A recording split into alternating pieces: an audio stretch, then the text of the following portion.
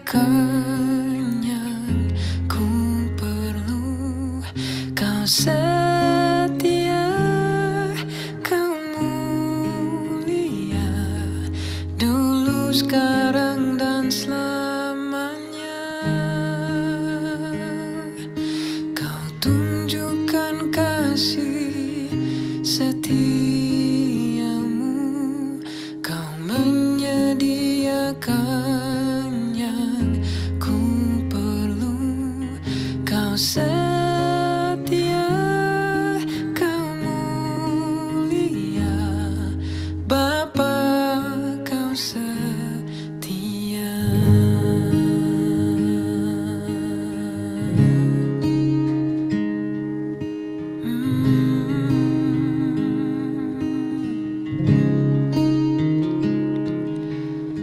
Bapa, kau setia.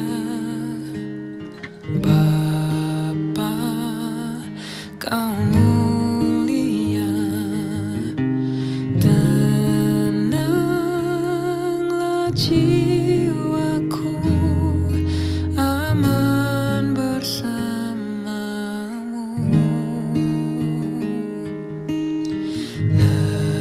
Lebih dari harta, Kaulah segalanya. Tenanglah jiwaku dalam hadirat-Mu. Kau tunjukkan kasih setiamu, kau menyediakan yang ku perlu. Kau setia, kau mulia, dulu, sekarang, dan selamanya. Kau tunjukkan kasih setiamu, kau menyediakan yang ku perlu. Kau setia, kau mulia, Bapa, kau setia.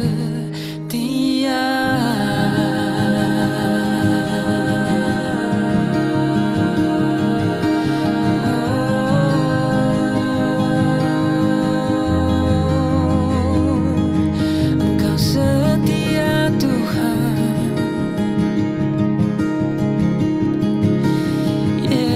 Yesus,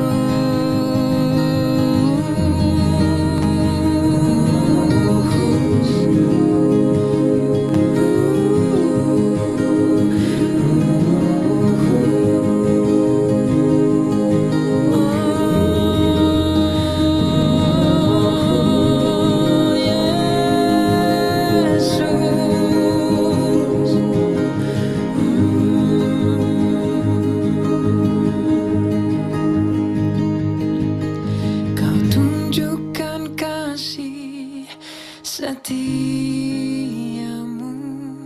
kau menyediakan yang ku perlu. Kau setia, kau mulia, dulu, sekarang, dan selamanya. Kau tunjukkan kasih setiamu, kau menyediakan yang ku perlu. Kau setia, kau mulia, Bapa, kau setia. Kau setia, kau mulia, Bapa, kau setia.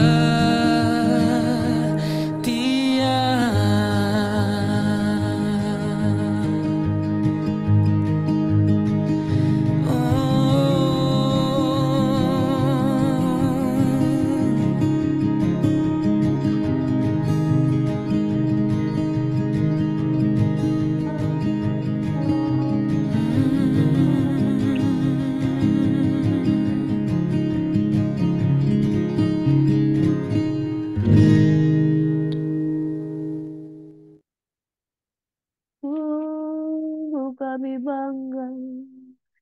memang engkau memiliki Tuhan, engkau Bapa yang setia, engkau Raja damai, kau tunjukkan kasih setiamu, kau menyediakan apa yang kami perlu. You are Jehovah Jireh. Engkau Tuhan yang menyediakan, engkau Tuhan yang memampukan, engkau Tuhan yang ada di saat segala sesuatu yang kami perlukan tidak ada. Engkau cukup bagi kami, engkau ada di hadapan kami, engkau ada di belakang kami, engkau ada di atas kami, bahkan di bumi di bagian yang paling bawah engkau ada di sana. Engkau memperhatikan segala yang kami perlu dan kami aman di dalam lindungan-Mu. Terima kasih Bapa di surga, You are Jehovah Jireh, Tuhan yang menyediakan. Terima kasih Bapa di surga, kami sambut berkat-Mu pagi hari ini, firman-Mu yang hidup, yang menguatkan kami Tuhan. Sehingga ketika kami lemah, yang kami tidak berdaya, kami dapat bergantung sepenuhnya kepada-Mu. Dalam nama Yesus Tuhan kami berdoa dan mengucap syukur. Haleluya. Amin. Shalom, selamat pagi sahabat GSCC yang diberkati oleh Tuhan Yesus Kristus. Tuhan baik dalam kehidupan kita semua. Amin. Tuhan baik bahwasanya untuk selama-lamanya kasih setia Tuhan dulu, sekarang, dan sampai selama-lamanya Tuhan tetap ajaib. Amin. Jehovah Jireh, Tuhan yang menyediakan. Di saat segala sesuatu tidak ada, di saat segala sesuatu yang kita perlukan tidak ada, Tuhan menyediakan. Amin. Pagi hari ini kita akan belajar kebenaran firman Tuhan. Jehovah Jireh, di atas gunung Tuhan, Dia menyediakan.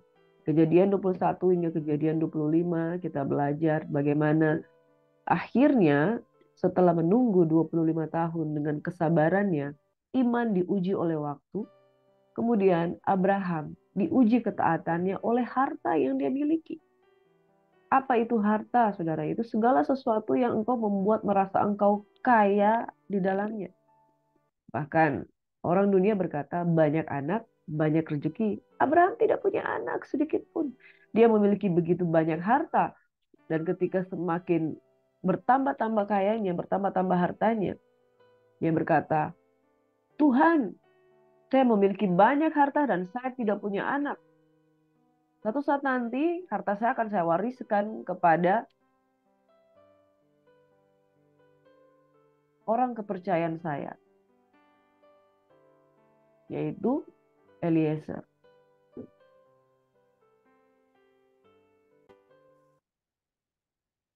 Kejadian 12, dengan gagah perkasa Abraham mempercayai janji Tuhan bahwa Tuhan akan memberikan dia keturunan yang banyaknya seperti pasir di laut dan bintang di langit. Kejadian 12, Abraham menerima janji itu dengan penuh semangat di usianya yang ke-25 tahun. Di kejadian 15, Abraham berkata, ya Tuhan Allah, apakah yang akan Engkau berikan padaku karena aku akan meninggal dengan tidak mempunyai anak, dan yang akan mewarisi rumahku ialah Eliezer, orang Damsyik itu. Saudara, Abraham menanti-nantikan dan dia tidak mendapatkan anak. Di usianya yang ke-85 dia menghampiri Hagar. Di usianya yang ke-86 dia memperoleh anak Ismail. Dan imannya mulai goyah karena istrinya berkata, engkau tidak juga dikaruniai anak. Hampiri saja Hagar. Dia menghampirinya. Dan saudara, kemudian Tuhan meneguhkan kembali dia dengan janji, engkau pasti akan dapat anak. Lalu dia percaya dan Tuhan memperhitungkan sebagai kebenaran. Amin. Saudara, 11 tahun dia menunggu, yang didapatkan Ismail. Kemudian 25 tahun kemudian dari pada saat pertama dia menerima janji Tuhan, dia dikaruniai anak. Diberinya nama Ishak yang menjadi kesukaannya. Saudara, bagaimana perasaanmu ketika 25 tahun engkau menantikan janji Tuhan dan kemudian di tahun ke-25 dia memperoleh anak? Tentu sangat bahagia. Anak menjadi hartanya. Bahkan dia tidak peduli lagi dengan harta yang lain karena dia sudah memiliki segala sesuatu. Di umur yang ke-100 dia menantikan janji anak. Artinya dia bukan sekedar 25 tahun menunggu. Dia sudah menunggu sekian tahun. Kalau dia menikah dengan Sarah di usia yang ke-25, artinya penantiannya bukan 25 tahun. Hanya karena janji Tuhan dia menantikan selama 25 tahun. Tapi kalau diukur dari usia seseorang yang bisa menghasilkan anak di usia yang ke-25 tahun, dia harusnya sudah mempunyai dan memiliki produktif untuk memperoleh anak. Jadi sebenarnya kalau mau dipikir-pikir, kurang lebih 75 tahun dia menunggu janji Tuhan. Dia menunggu haknya untuk memperoleh anak 75 tahun. Janji Tuhan dinantikannya 25 tahun. Sesudah dia mendapatkannya, apa yang terjadi? Di Kejadian 22 Tuhan katakan, bawa anakmu di sana. Anak yang adalah hartanya. Hartanya. Karena dia punya segala sesuatu. Tapi orang yang punya segala sesuatu, kalau dia tidak punya anak, sama dengan dia tidak punya apa-apa. Nah, ketika dia sudah memiliki seorang anak yang dikaruniai oleh Tuhan, Tuhan meminta anak ini. Kemudian dia disuruh pergi ke gunung untuk mempersembahkan korban. Dan tidak ada korban yang dibawanya. Anaknya yang menjadi korban. Saudara bisa bayangkan hati orang tua yang seperti apa yang dirasakan oleh Abraham. Pagi hari ini kita belajar kebenaran firman Tuhan. Iman diuji oleh harta.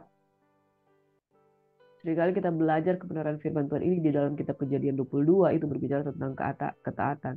Tapi hari ini saya mau katakan, iman diuji oleh apa yang engkau sayangi, apa yang engkau miliki, apa yang engkau rasa paling berharga di dalam hidupmu.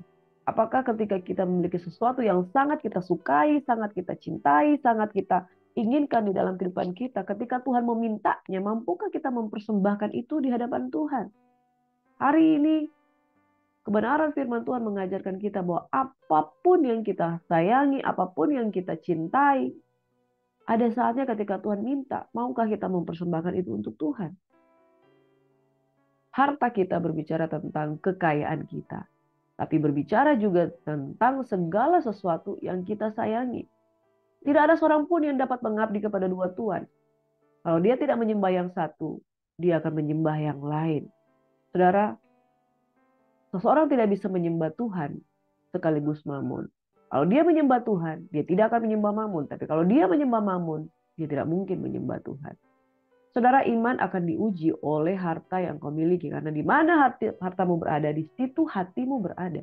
Kalau hatimu berpaut kepada istrimu, melebihi apapun, melebihi Tuhan, dialah hartamu.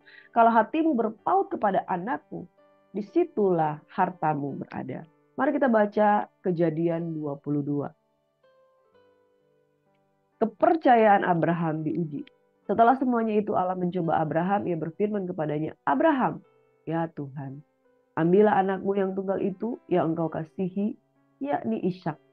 Pergilah ke tanah Moria dan persembahkanlah dia di sana sebagai korban bakaran pada salah satu gunung yang akan kukatakan kepadamu.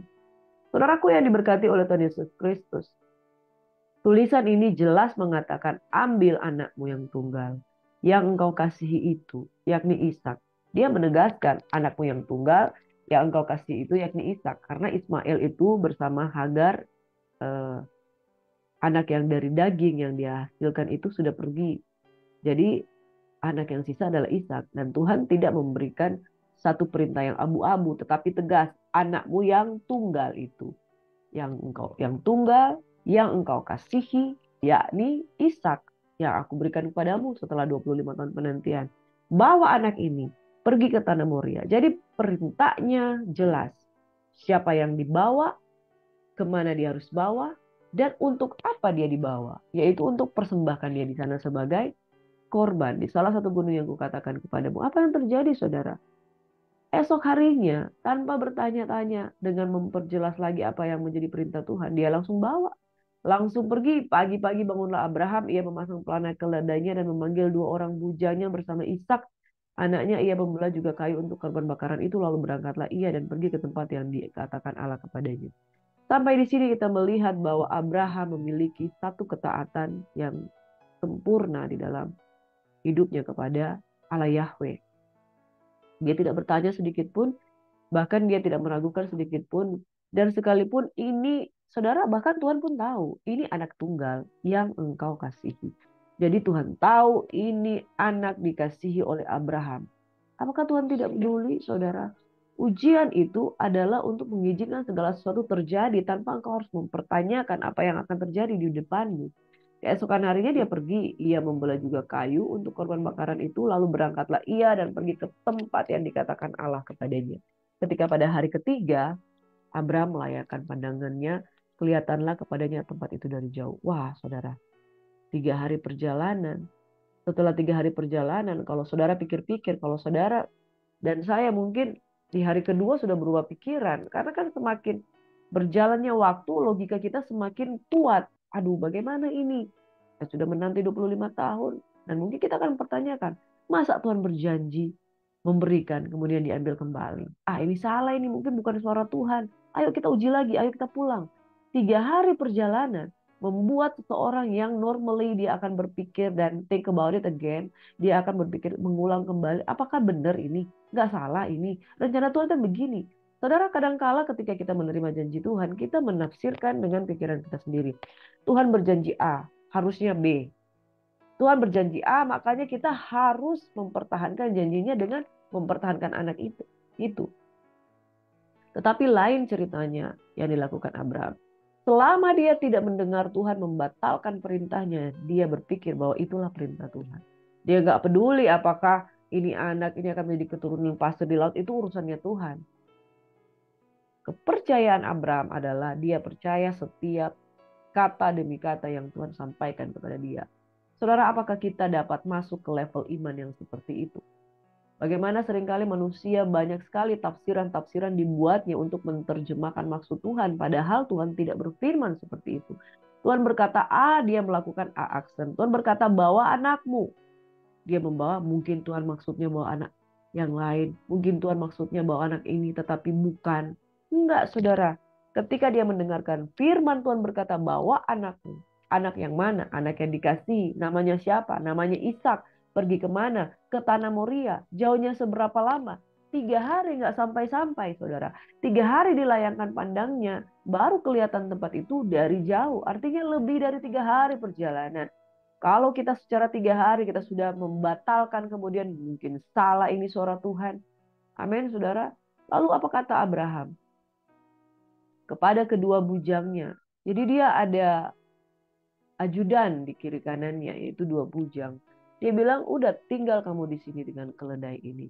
Saudara, kadang ketika kita berjalan bersama dengan orang lain yang tidak mengerti tujuan hidup Tuhan di dalam kehidupan kita, kita harus tinggalkan mereka di satu tempat. Karena kalau mereka kita bawa di tempat tujuan yang mereka tidak ngerti maksud Tuhan apa, mungkin mereka akan menggagalkan perjalanan kita, perjalanan siara kita ke Tuhan, perjalanan kita untuk melakukan apa yang Tuhan mau. Kedua bujang ini mungkin kalau dia melihat Abraham mau memegang pedang itu, mereka akan menggagalkan dia. Saudara, jangan berjalan dengan orang-orang yang tidak mengerti kehendak Tuhan di dalam kehidupanmu. Saat engkau berjalan dengan ketaatan, engkau berjalan bersama dengan orang lain. Bisa saja orang ini akan menghalangi rancangan Tuhan di dalam kehidupanmu. Ketika engkau memutuskan untuk taat, taat aja susah, karena untuk melakukannya banyak pertimbangan. Engkau bawa pula 2 bujang yang mungkin dengan kata-katanya itu akan membatalkan ketaatanmu kepada Tuhan. Lalu dia katakan, tinggal di sini dengan keledai ini. Aku beserta anak ini akan pergi ke sana, kami akan sembahyang, sesudah itu kami kembali kepadamu. Ada perkataan kami akan kembali kepadamu. Deep inside di dalam hati dari Abraham, dia percaya bahwa anak ini diserahkan oleh Tuhan kepada saya. Dia pasti tahu apa yang harus dia lakukan. Kalau dia katakan mau dipersembahkan anak ini sebagai korban, saya percaya bahwa anak ini akan kembali kepada saya. Tapi saya taat dulu. Dan saya nggak mau membawa penghalang dalam kehidupan saya, yaitu kedua bujang dan kedua keledai. Kenapa? Karena selain kita bawa orang lain yang tidak tahu rencana Tuhan, itu bisa menggagalkan. Yang kedua, kalau mereka ikut ke atas, perjalanan ini membutuhkan pendakian. Naik ke gunung, naik ke bukit. Keledai itu akan kesulitan untuk memanjat di bukit. Bujang-bujang itu akan kesulitan menambah beban persoalan. Kalau mereka mengangkut-ngangkut keledai yang sebetulnya mereka tidak perlu naik ke sana. Saudara, untuk naik ke gunung Tuhan, Tuhan mau kita secara pribadi, kita mau sendiri datang ke Tuhan. Makanya saudara, kalau kita mau menyembah, melayani Tuhan, memuji Tuhan, kita sendiri itu datang berhubungan langsung dengan Tuhan. Jangan ada kita bawa penghalang-penghalang yang dapat menghalangi kita sehingga kita nggak naik ke gunung Tuhan. Saudara, naiklah ke gunung Tuhan, persembahkanlah di hadapan Tuhan persembahan yang layak untuk memberikan kepada Tuhan. Saudara, dengan iman Abraham katakan, kami akan kembali kepadamu. Entah dia menghiburkan hati kedua bujangnya, dia menghiburkan hati anaknya, atau dia menghiburkan hatinya sendiri. Satu hal, keputusan yang dia ambil pada waktu itu ialah taat. Dia tahu ini harta kesayangan dia. Dia punya banyak harta. Tetapi lebih daripada segala harta, ini anak adalah harta kesayangan dia. Dan dia tahu Tuhan akan memberkati dia kembali dengan anak ini. Entah bagaimana caranya. Dia tidak peduli, itu urusan Tuhan. Lalu Abraham mengambil kayu untuk korban bakaran itu dan memikulkannya ke atas bahu Ishak anaknya. Sedangkan di tangannya dibawanya api dan pisau. Demikianlah keduanya berjalan bersama-sama. Saudara yang diberkati oleh Tuhan Yesus Kristus. Ini perjalanan iman luar biasa. Dia mengambil kayu untuk korban bakaran. Dipikulkannya ke atas bahu Ishak anaknya. Anaknya ini yang akan dipersembahkan. Kayu itu dipikulkannya kepada Ishak. Artinya saudara yang diberkati oleh Tuhan Yesus Kristus. Kalau dia mau taat itu nggak main-main. Dia tahu bahwa dia yakin anaknya akan dia bawa pulang. Tapi tubuhnya melakukan ketaatan dengan sungguh-sungguh mempersiapkan korban itu di hadapan Tuhan dengan membawa kayu. Tangannya pegang api dan pisau. Ada alat yang dia persiapkan untuk mempersembahkan. Saudara, seringkali kita diuji hati kita untuk kita mau mempersembahkan sesuatu, tapi kita bawa setengah-setengah. Kita bawa korbannya, tapi kita nggak bawa yang lain. Ini dia bawa korbannya, dia bawa kayu bakarnya, dia bawa apinya, dia bawa pisaunya, dia bawa anaknya. Demikianlah keduanya berjalan bersama-sama. Dan saudara, momen ini tidak akan pernah dilupakan oleh Ishak. Karena pada akhirnya dia tahu yang akan dipersembahkan itu adalah dia.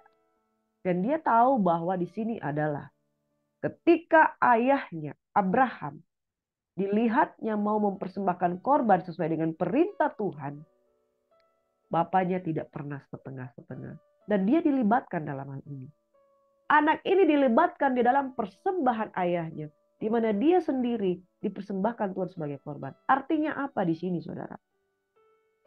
Sesungguhnya bagi Ishak ini adalah pengalaman yang membekas sekali di hatinya.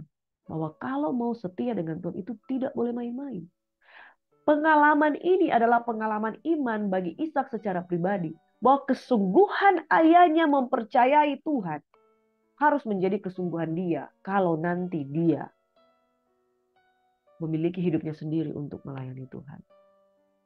Beberapa waktu yang lalu, kemarin saudara, saya melihat satu tayangan video singkat yang tayangan itu berasal dari Jepang.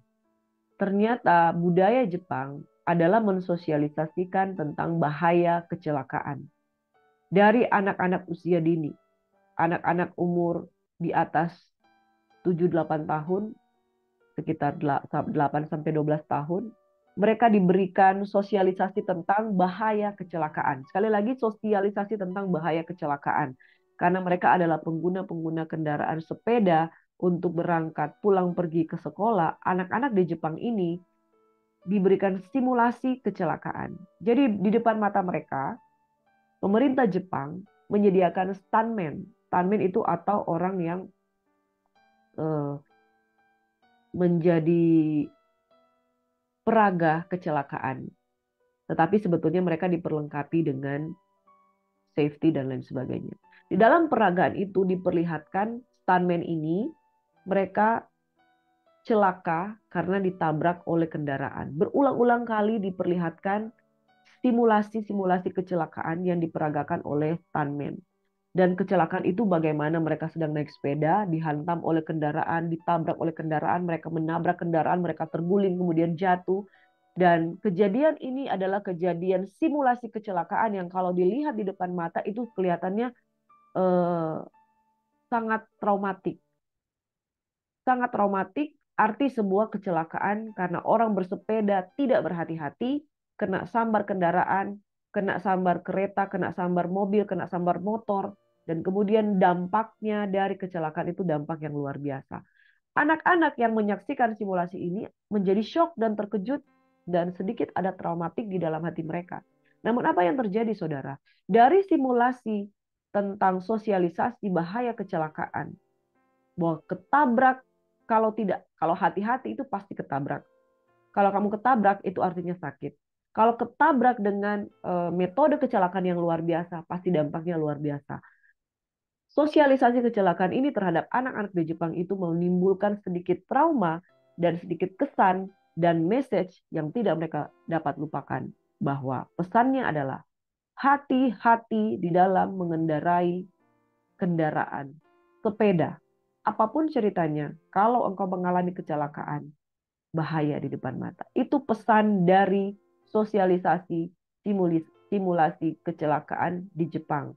Sehingga anak-anak dari kecil sudah dilatih untuk berhati-hati di dalam membawa kendaraan dan mentaati aturan-aturan lalu lintas, dan mereka dilatih untuk menjadi anak-anak yang tahu bagaimana untuk berkendara dengan baik. Saudara, saya rasa hal ini juga terjadi di dalam diri Ishak. Ketika dia ada menjadi bagian dari persembahan yang dipersembahkan oleh ayahnya. Simulasi itu menimbulkan sedikit trauma di dalam hatinya. Tetapi menimbulkan kesan yang tidak pernah dia lupakan. Di usianya pada waktu itu ya kurang lebih 12 tahun lah saudara. Ketika dia mau dipersembahkan sebagai korban, dia belajar apa itu ketaatan. Dia belajar apa itu kesungguhan. Dia belajar bagaimana kalau mau memberikan persembahan itu harus naik ke gunung Tuhan. Dia belajar kalau mau ketaatan dengan Tuhan sungguh-sungguh. Ternyata ketaatan itu akan ada hasilnya. Saudara, di anak-anak kita berumur 8-12 tahun, perkenalkan tentang persembahan yang baik di hadapan Tuhan. Cara memperkenalkannya bukan dengan mengajarkan dengan mulut, tetapi dengan tindakan. Anak-anak yang tiap hari melihat orang tuanya beribadah, berdoa, memuji dan menyembah Tuhan, tanpa disuruh, dia akan tahu beginilah cara untuk menyembah Tuhan. Setiap pagi kau baca Alkitab, setiap hari engkau merenungkan firman Tuhan, anak-anak akan tahu bahwa inilah gaya hidup. Bahwa persembahkan sesuatu di hadapan Tuhan itu adalah gaya hidup. Ishak melihat bahwa mempersembahkan sesuatu di hadapan Tuhan, ketaatan di hadapan Tuhan itu adalah gaya hidup. Itu yang anak-anak gak akan bakalan lupa. Makanya saudara, jangan mengajarkan anak-anakmu tentang beribadah dengan mulutmu, tetapi dengan tindakanmu. Lakukan, maka anak-anakmu akan tahu inilah yang benar. Lalu berkatalah Ishak kepada Abraham ayahnya, Bapa. Wah saudara, anak yang kita cintai berkata, Papa. Saat Abraham, iya anakku. Bertanyalah Ishak, di sini sudah ada api dan kayu. Tapi di manakah anak domba untuk korban bakaran itu? Sahut Abraham, Allah yang akan menyediakan anak domba. Korban bakaran baginya anakku. Perkataan Abraham ini tentunya menimbulkan luka di hati bagi Abraham sendiri. Dan apa yang dikatakan Abraham itu adalah imannya. Sementara dia melakukan ketaatan, dia berpikir, semoga Tuhan menyediakan. Semoga Tuhan menyediakan.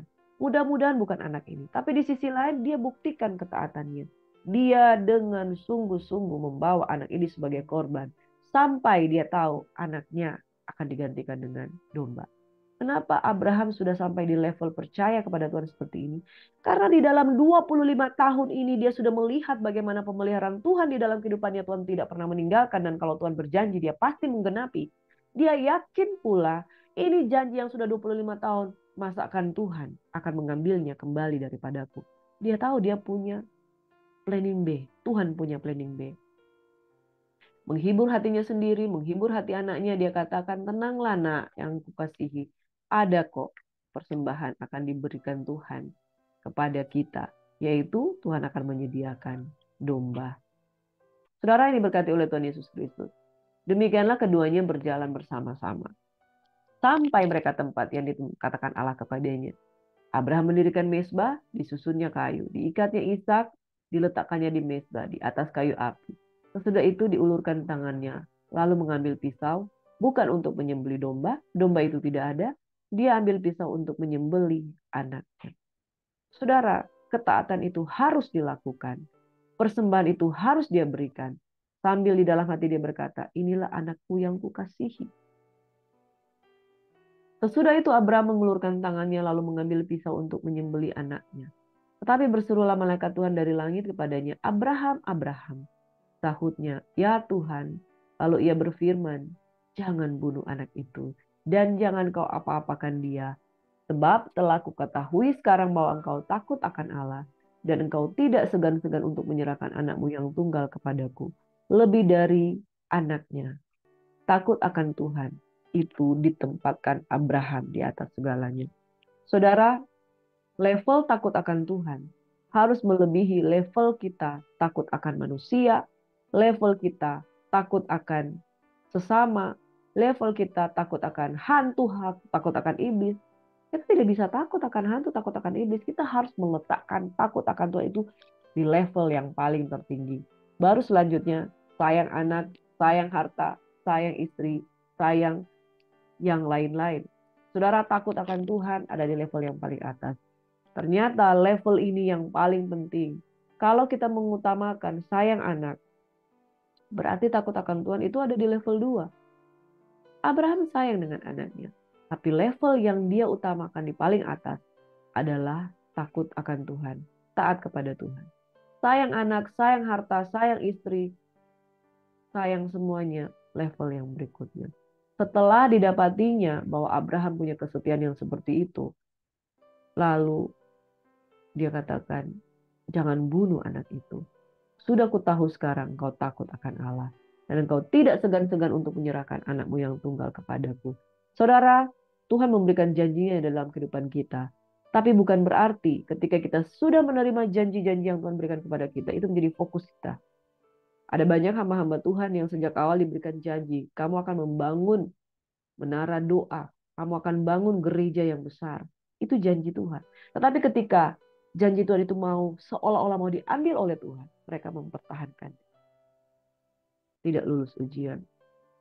Abraham menoleh dan melihat seekor domba jantan di belakangnya yang tanduknya tersangkut dalam belukar. Abraham mengambil domba itu lalu mengorbankannya sebagai korban bakaran pengganti anaknya. Saudara, Yesus pun seketika lamanya seolah-olah dia dipersembahkan, disalib, mati, binasa, dianiaya. Seketika lamanya anak yang dikasihi oleh Bapa ini, yaitu Tuhan Yesus Kristus, seketika lamanya ada di pembantaian. Dan benar-benar masuk dalam pembantaian. Ishak tidak, saudara. Ishak masuk di dalam ruang pembantaian tapi tidak dibantai. Tapi Yesus seperti anak domba keluh yang dibawa dan digiring kepada pembantaian. Saudara, Tuhan buktikan bahwa dia setia.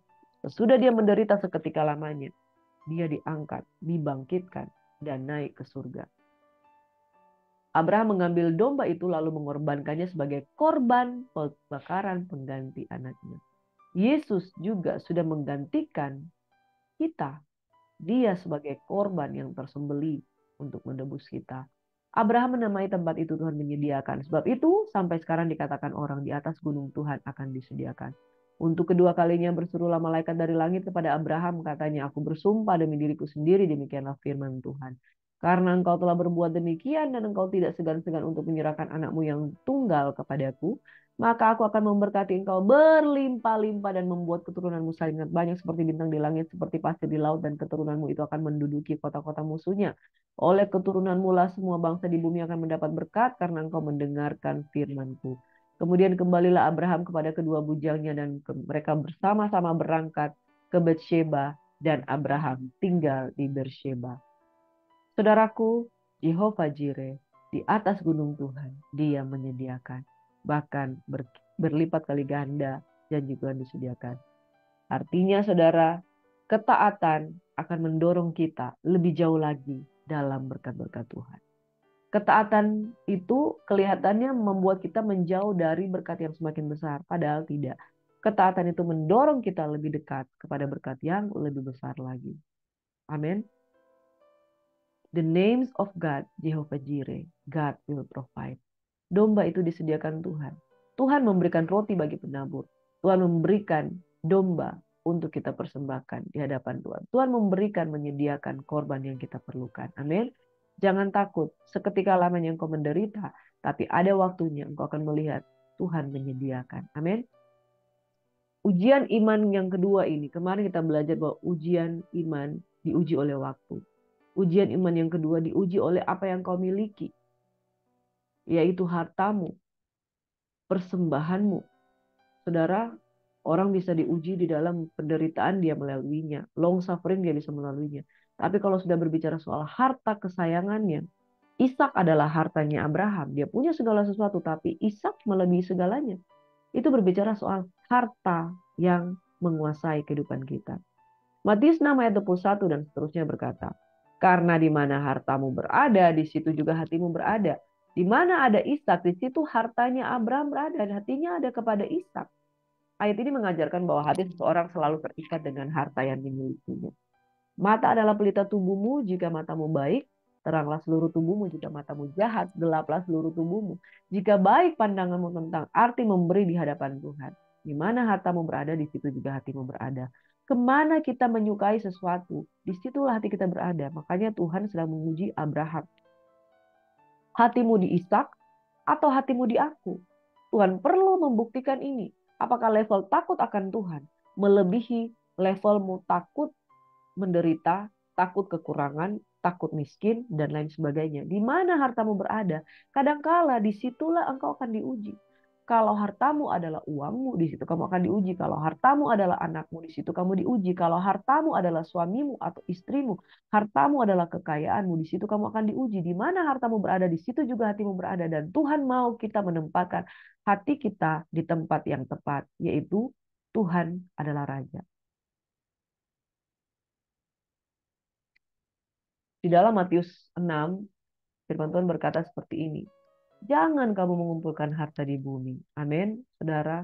Mengumpulkan harta di bumi. Definisi itu harta apa? Segala sumber daya dengan nilai ekonomi yang dimiliki dikendalikan oleh individu, perusahaan, atau negara dengan harapan akan memberi manfaat di masa depan. Orang-orang dulu mengatakan banyak anak, banyak rezeki. Jadi anak itu adalah harta, anak itu adalah rezeki mereka. Dengan kata lain, harta adalah benda atau hak yang dikuasai dan sebelumnya diperoleh perusahaan melalui transaksi atau kegiatan di masa lalu.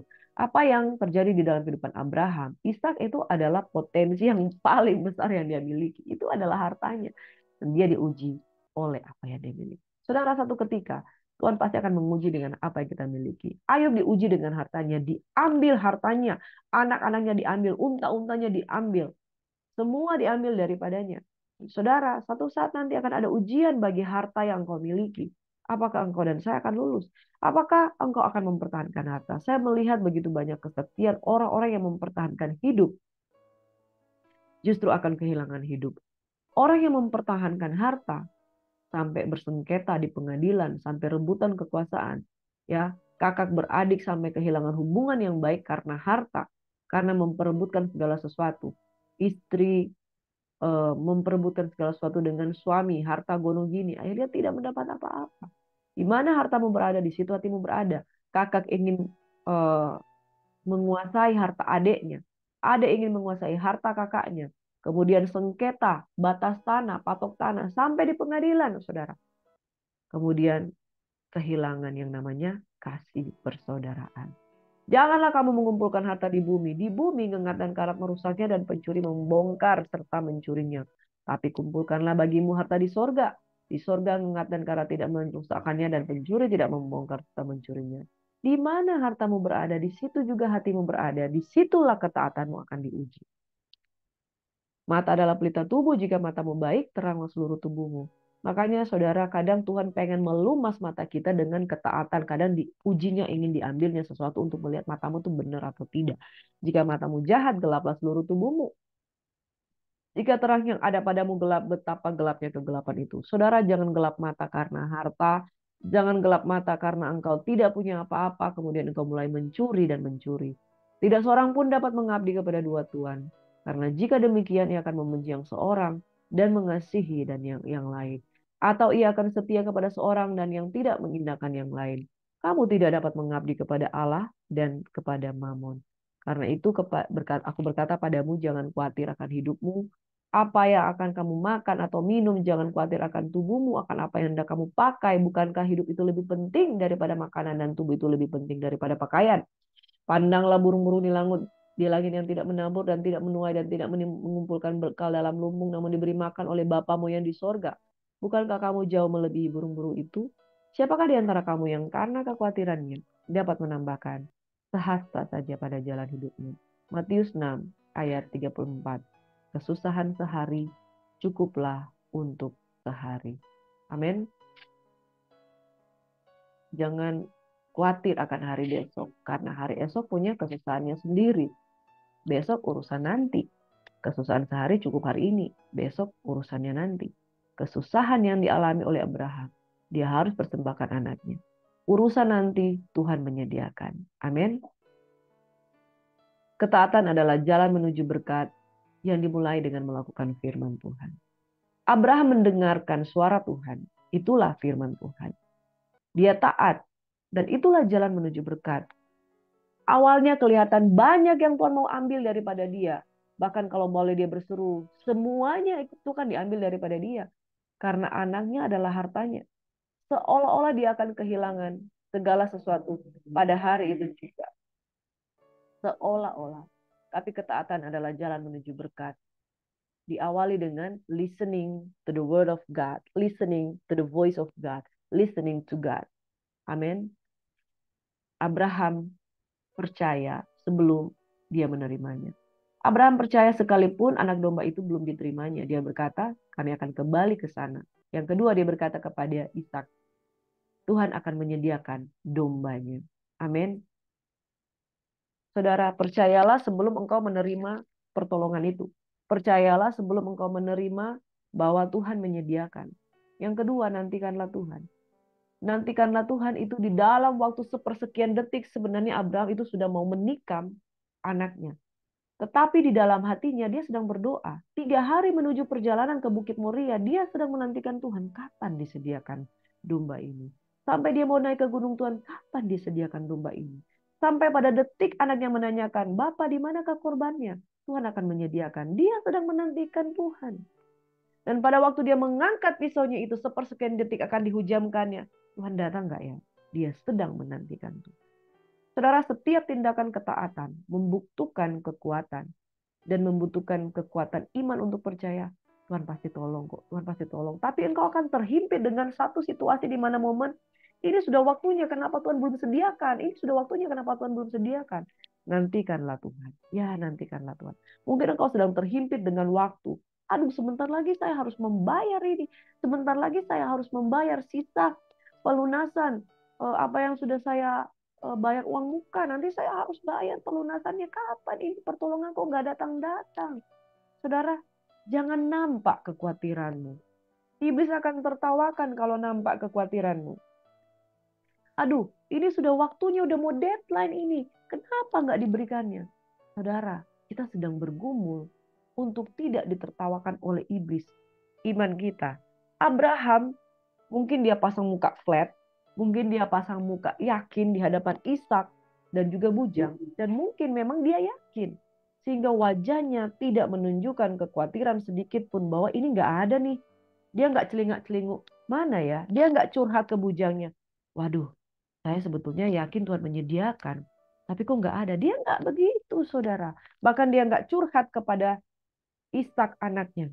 Nah, ini sebetulnya Bapak sedang menantikan korban itu, tapi kok Tuhan nggak kasih-kasih, kamu sabar ya. Dia nggak membuang kata sedikit pun tentang kekhawatirannya. Yang dia lakukan adalah, saya menanti. Saya udah percaya nih. Saya sudah bilang sama bujang saya, kami akan kembali. Saya sudah bilang kepada anak saya, Tuhan akan menyediakan. Tapi kok nggak kejadian? Di dalam hatinya, dia tetap menantikan Tuhan. Sampai dia akan menghujamkan pisau itu, menyembelih anaknya. Saudara yang diberkati oleh Tuhan Yesus Kristus. Seberapa sempurna ketaatan kita kepada Tuhan untuk tidak khawatir menantikan pertolongan Tuhan. Ada orang lebih banyak khawatirnya daripada menantikan Tuhan. Orang yang menantikan Tuhan, kekhawatirannya itu dibuangnya jauh-jauh. Kekhawatiran itu dihempaskannya jauh-jauh. Hari ini, kekhawatiran itu masih nampak, terlihat jelas, bahkan engkau terkesan merajuk, bahkan engkau dengan kekhawatiranmu itu sangat nyata, seolah-olah Tuhan itu tidak ada, seolah-olah Tuhan itu tidak dapat diandalkan, seolah-olah Tuhan itu tidak akan muncul. Saudara, ini saatnya kita bertobat dari segala kekhawatiran kita. Kesusahan sehari cukuplah untuk sehari. Karena hari esok punya kesusahannya sendiri. Kekhawatiranmu tidak akan mendatangkan berkat. Gantikan kekhawatiranmu dengan percaya. Tuhan akan sediakan kok. Saya akan kembali kok. Dan tetaplah bertindak dalam ketaatan. Menantikan Tuhan. Tidak harus selalu terlihat panik. Menantikan Tuhan. Tidak harus selalu terlihat khawatir. Menantikan Tuhan. Tidak harus terlihat cengeng. manja, menantikan Tuhan bisa dengan sikap doa, percaya, percaya Tuhan menyediakan. Yang ketiga namanya Jehovah Jireh. Dia menyediakan apa yang kau perlu. Usah kamu khawatir, enggak usah kamu khawatir. Dia menyediakan. Namanya melekat kepada satu kepribadian. El Shaddai, Allah Maha Kuasa. Jehovah Nisi, panji kemenangan. Jehovah Rafa, Tuhan menyembuhkan. Jehovah Jireh, Tuhan menyediakan. Amin. Dia menyediakan apa yang kau perlu. Berkat tersedia bagi mereka yang lulus ujian dan menang. Pada waktu Abraham mengalami kemenangan, janji Tuhan disampaikan kembali. Keturunanmu akan seperti pasir di laut, bintang di langit. Ketaatan akan menghasilkan kemenangan. Kemenangan mendatangkan berkat. Ketaatan adalah jalan yang menuju berkat yang dimulai dengan taat mendengarkan firman. Amin. The name of God, Jehovah Jireh, the God will provide. The Lord will provide, Genesis 22. Mari kita satu dalam doa.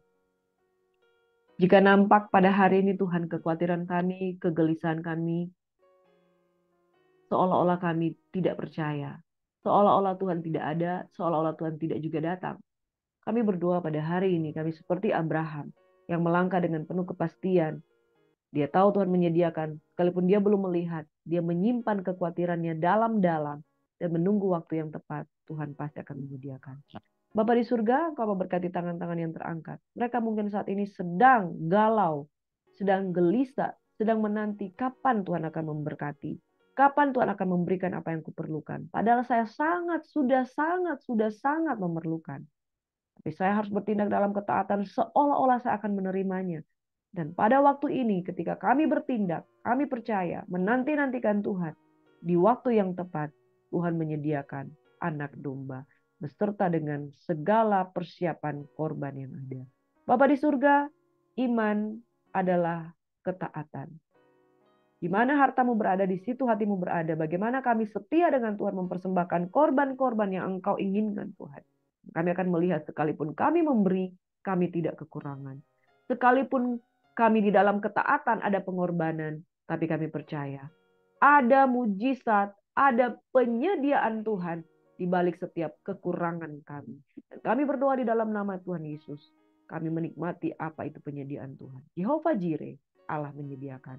Diberkatilah lumbung-lumbung kami, diberkatilah kehidupan kami, jangan sampai kami gelap mata dan kami menyembah mamon melebihi daripada menyembah Tuhan karena persoalan kekhawatiran.